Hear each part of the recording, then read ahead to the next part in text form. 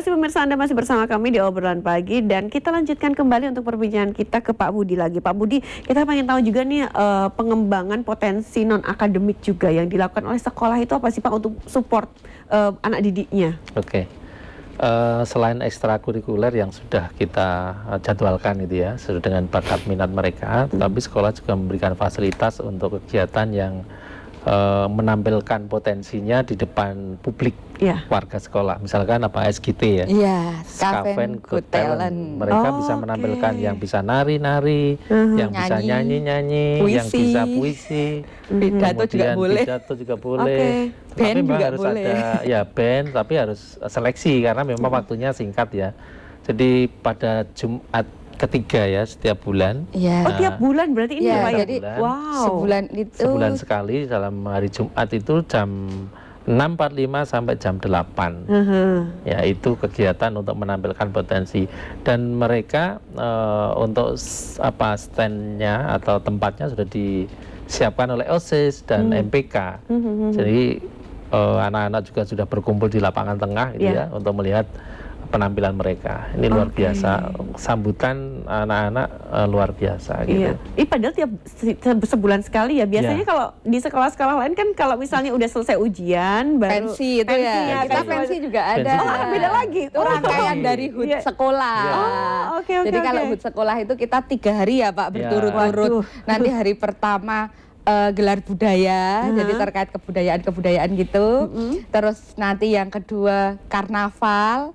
Karnavalnya di sekitar sekolah aja di sekitar muter sekolah. sampai Tugu itu. Oh, muter. Iya, muter. Karena kita juga deket Tugu, deket 0 km kan. Kemarin sampai 0 km. Tuh, terus nanti hari ketiganya pensi. Biasanya nanti ada gestarnya gitu. Itu termasuk programnya OSIS dan bidang-bidangnya gitu. Ulang tahunnya kapan sih? Tanggal di info nggak nih? Masih nanti bakal ada ini ya kegiatan-kegiatan coming soon ya. Coming soon aja ya. Baik, nah kalau ngomongin tentang organisasi juga nih Bu, ini kan biasanya anak-anak OSIS kan pasti ada juga ya OSIS, organisasi semacam itu. Iya, OSIS dan bidang-bidangnya ada banyak. Kalau terkait keagamaan ada Rohis untuk yang Muslim, Rohkat, Katolik, Rohkris, Kristen gitu.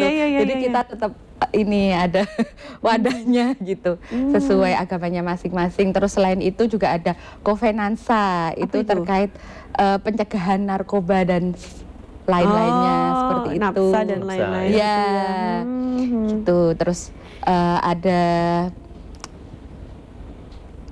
banyak sampai saya lupa ya.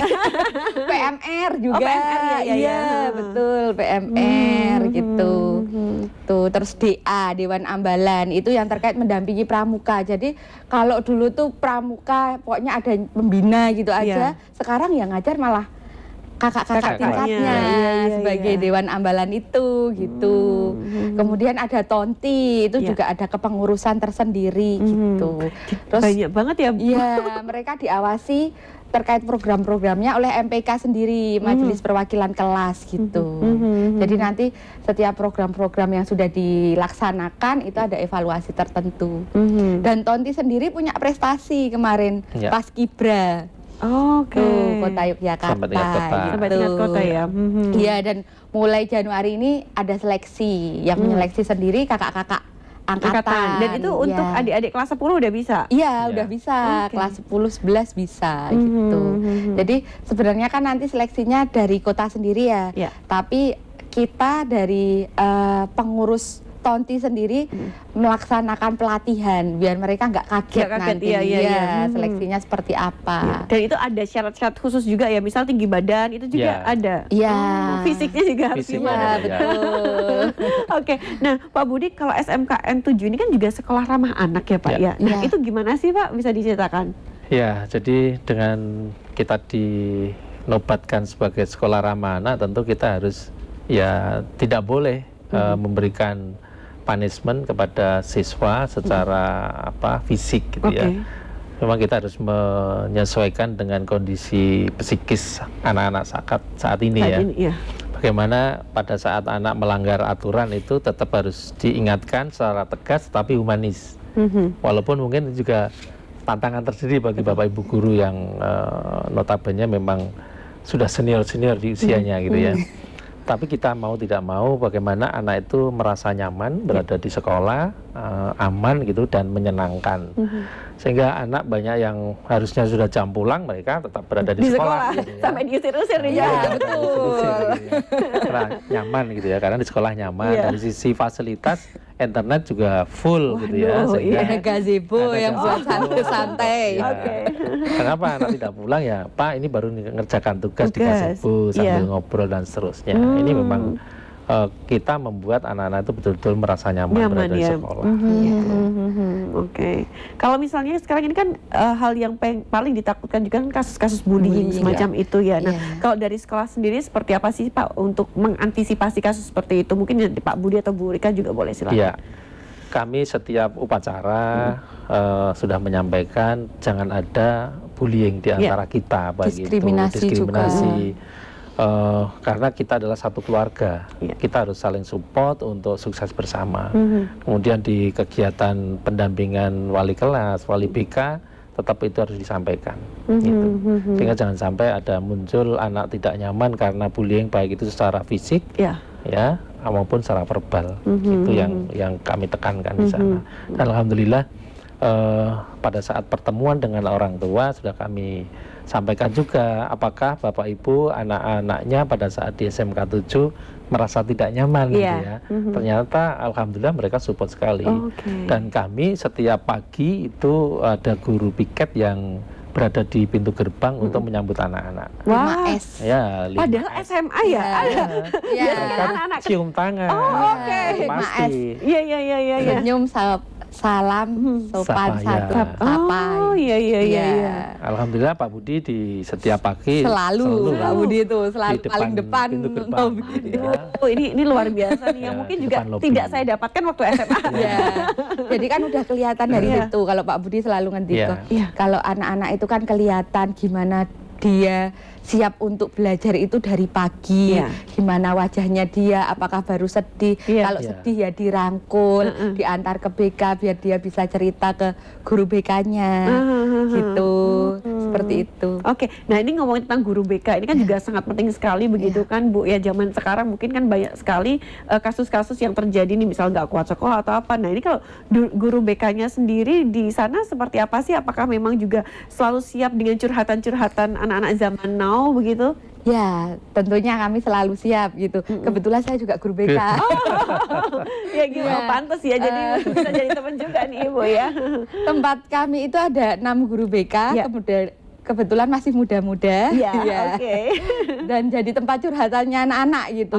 Dan kami juga ada IG tersendiri untuk BK, BK Skaven, @BK Skaven. Bisa dilihat di situ. Kita juga ada kontak untuk, jadi kita kan ada yang namanya di sekolah itu program tim pencegahan dan penanganan kekerasan gitu. Sepertinya semua sekolah itu ada dan kita aktif di situ. Salah satu anggota dari tim itu masalah banyak ding, itu guru-guru BK. Dan kami di situ menyediakan kalau misalnya anak-anak nggak nyaman nih curhat, kan nggak semua anak tuh nyaman curhat langsung ya.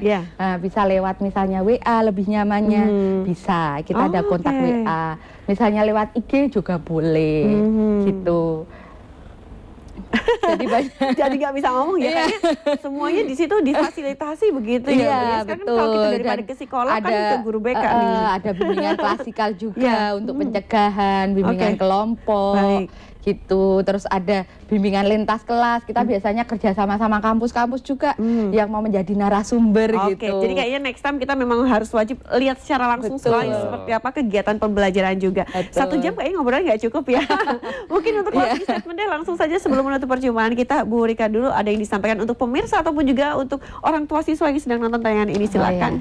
Tentunya kami menunggu untuk anak-anak kelas 9 SMP mendaftar di kami, akan kami dampingi dengan setulus hati, gitu aja deh.